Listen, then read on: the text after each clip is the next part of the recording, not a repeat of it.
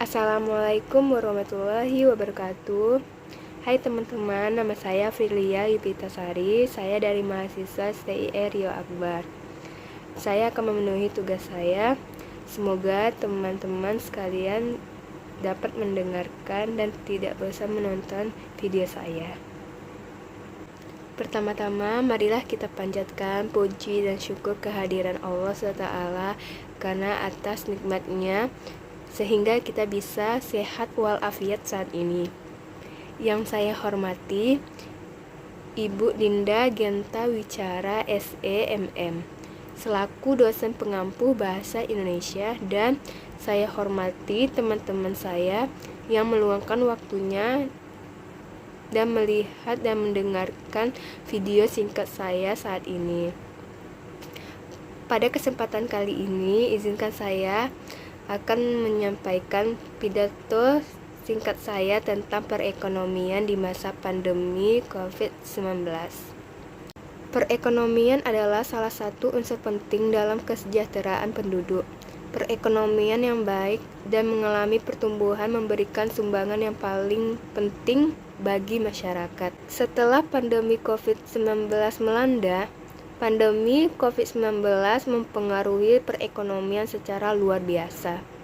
Tahun lalu, seluruh dunia menghadapi penurunan ekonomi dan menyebabkan kontraksi yang sangat dalam karena hampir semua negara melakukan pembatasan mobilitas secara ketat. Bahkan banyak negara yang menerapkan lockdown yang memberikan konsekuensi pada perekonomian yang langsung merosot sangat tajam.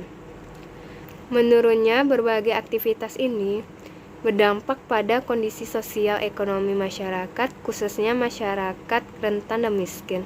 Oleh sebab itu, pemerintah baik di tingkat pusat maupun daerah mengeluarkan berbagai kebijakan untuk menanggulangi penyebaran COVID-19, serta kebijakan-kebijakan yang bersifat penanggulangan dampak sosial dan ekonomi akibat pandemi ini. Pelaksanaan berbagai kebijakan ini perlu dipantau dan dievaluasi untuk mengetahui efektivitasnya. Pemerintah harus menerapkan perbaikan di sisi ekonomi terus diiringi dengan perbaikan di sisi kesehatan dan pendidikan. Seiring penurunnya kinerja ekonomi karena terganggunya belanja, pemulihan kesehatan dan ekonomi, pemerintah mulai melakukan upaya pemulihan ekonomi nasional melalui program pemulihan ekonomi nasional. Tujuannya untuk mempertahankan dan meningkatkan kemampuan ekonomi para pelaku usaha dari sektor real dan sektor keuangan dalam menjalankan usahanya selama pandemi COVID-19. Pemerintah daerah Indonesia mempunyai peran strategis dalam mendorong percepatan dan efektivitas pemulihan ekonomi nasional. Pemerintah membentuk 3 kebijakan yang akan dilakukan, diantaranya peningkatan konsumsi dalam negeri, peningkatan aktivitas dunia usaha, serta menjaga stabilitas ekonomi dan ekspansi moneter. Salah satu penggerakan ekonomi nasional adalah konsumsi dalam negeri. Semakin banyak konsumsi, maka ekonomi akan mengalami kenaikan. Konsumsi memiliki peran penting terkait dengan daya beli masyarakat.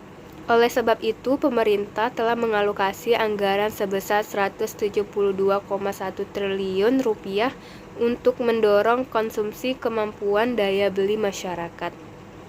Dana tersebut disalurkan melalui bantuan langsung tunai, kartu prakerja, pembebasan listrik, dan bantuan-bantuan lainnya.